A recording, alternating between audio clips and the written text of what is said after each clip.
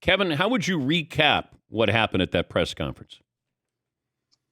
Dan, I would say that it was about as expected. A lot of talking points about just the golfer, not a politician. Just want to grow the game. I just want to make sure that everybody around the world gets a chance to be experience golf in a fun, exciting shotgun start team format. And then some, I would say a few pointed questions about some of the moral conflicts or justifications that some of this required.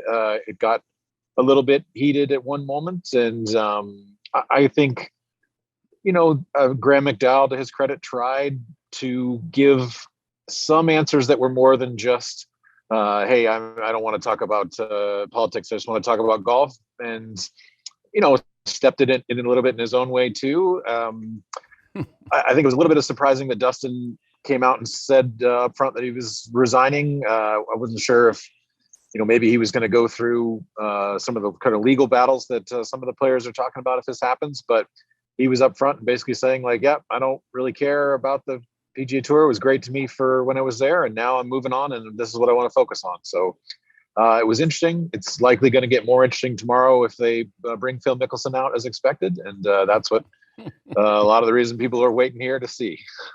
I'll give you one question for Mickelson. What would you ask? I think I would say to Phil, a lot of people who say this stuff, I'm not a politician. Taylor Gooch said today, I'm not smart enough to understand this. Phil has always believed that he is smart enough to understand everything. So Phil is one of the few people who you would expect to say like, all right, how have you weighed all of the sort of moral complexities of this? Some of the whataboutism stuff, I don't think really, what about China? What about, the things the U.S. has done? This is directly working for the Saudi Arabian Public Investment Fund, which is controlled by Mohammed bin Salman. This is not, setting up a business in China. This is not, a sort of a proxy building iPhones somewhere. This is directly working for the public relations of a country that has, been not only, brutally murdered a journalist, according to, the CIA and intelligence, but also has done a lot of terrible stuff in terms of like to lesbians and gays and around the world, and has, treated dissidents with, swift and sort of, brutal punishments.